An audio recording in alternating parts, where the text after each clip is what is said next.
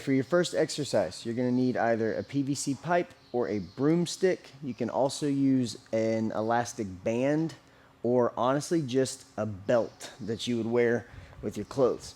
So depending on which you have, what we're going to do is start with our hands behind our back, holding either a PVC pipe or our belt or our band.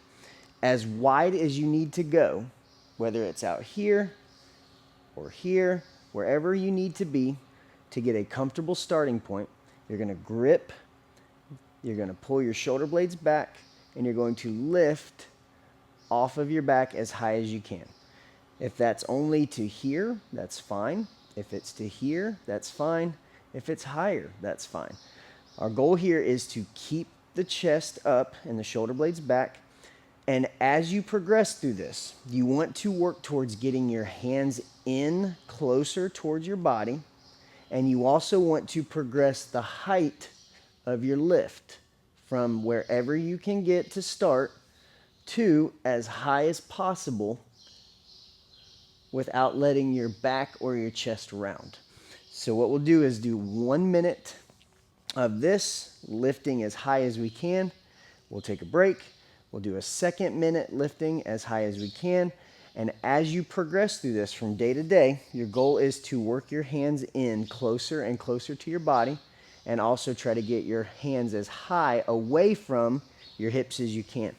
If you're using something that's more elastic or like a belt that you would wear for your daily wear, you can also do the same thing here, going as wide as you need, working in narrower and narrower, and again trying to lift as high as you can from your hips and up, repeating for the full minute. The next exercise you're going to perform is to stretch your big toes and your calves. The easiest way to do this is to set up in a high position with your toe tucked under and then lowering down to a kneeling position.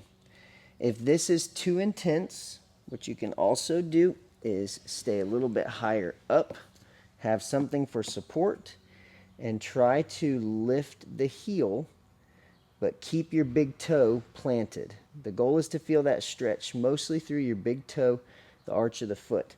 One thing we want to make sure we avoid is letting the foot kick out, because that takes away from our big toe stretch. So we want to stretch, focus on the big toe. As you get better with this, or if you feel like you're more advanced than that, we could come down to this position where we're still stretching there. And again, if this becomes too simplified, you can rock back onto your heel to get a bigger stretch through your big toe. We'll perform that also, both sides, for 1 minute.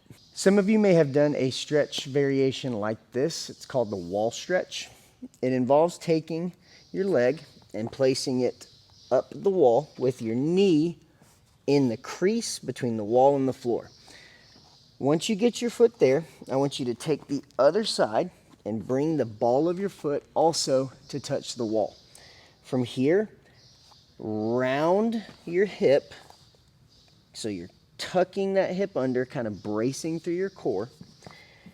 Round and tuck the pelvis, then push your hips back towards the wall as well. I want you to hold this stretch for 1 minute on each side. And I know that there are other variations of this where we would bring the foot up, we'd try to work up to a tall lifted position. And if you have done that before, or even if you're capable of doing that, what I challenge you to do is instead keep the shin flush to the wall, stay in this position, and if you want to increase the stretch on the front of the hip, try to tuck your pelvis more, so more of that braced position, and try to push your hips back towards the wall, again, increasing the stretch through those body positions. This may seem a little regressed for some people that are able to get that outside foot up, but for standardizing and simplifying, I want you guys to all do the same variation. If you're not getting as big of a stretch here as you're looking for, Try to brace the core and push the hips further back towards the wall to get a bigger stretch.